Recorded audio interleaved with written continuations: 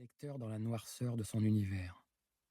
Mais je ne vous en dis pas plus et vous laisse juger par vous-même. C'est ici que le cauchemar commence. Franck Tillier, 2025.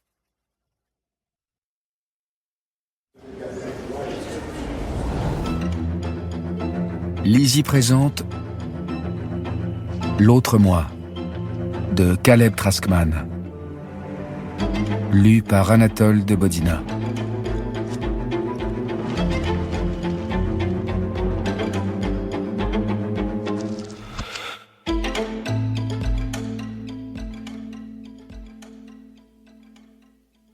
Le cauchemar, c'est quand on se réveille et qu'on s'aperçoit que la réalité est pire que le rêve.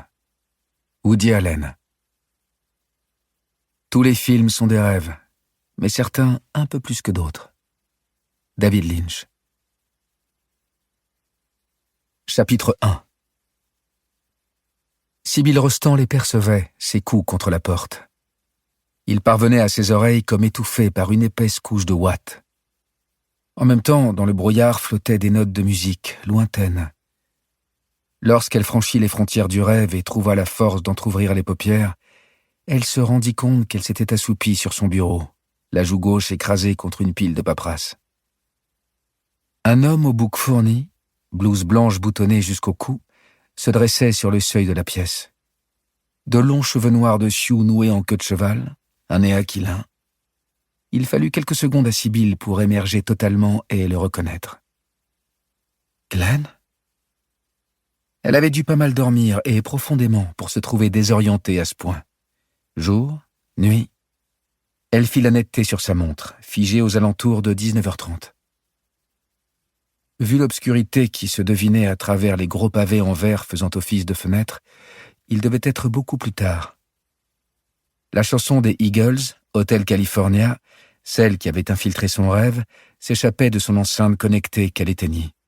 « Tu bossais sur un dossier si ennuyeux que ça, docteur Rostand ?» lança son confrère en refermant derrière lui. « Des heures de sommeil à rattraper, surtout.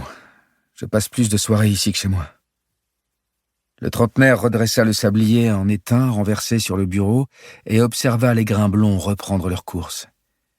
C'était un homme aux grands bras mous, aux gestes lents, qui donnait l'impression d'être sous traitement.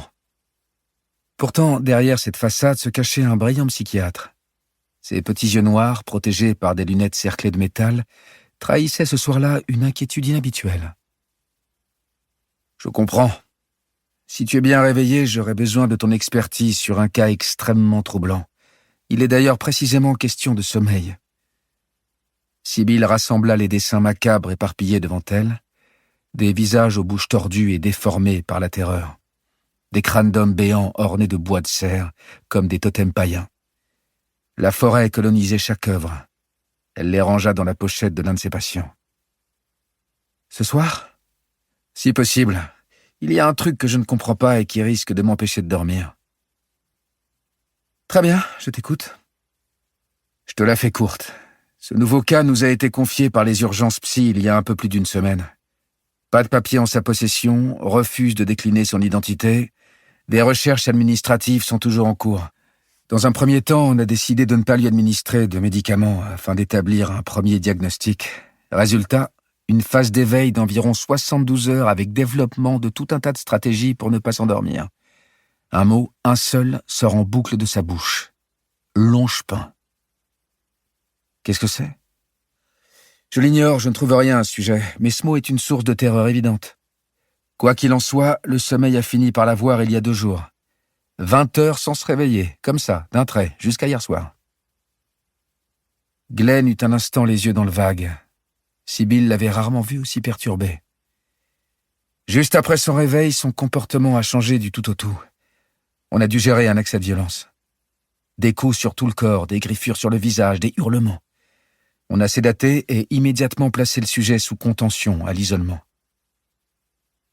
De toute évidence, il s'était passé quelque chose pendant son sommeil, Sybil. Quelque chose de terrifiant. La jeune femme ne dit rien dans l'attente de la suite. Glenn enfouit les mains au fond de ses poches et lorgna en direction des pavés de verre. À l'extérieur, le royaume silencieux de la nuit. Ses pupilles étaient rivées sur son propre reflet déformé lorsqu'il... Livre audio complet gratuit disponible en description de cette vidéo.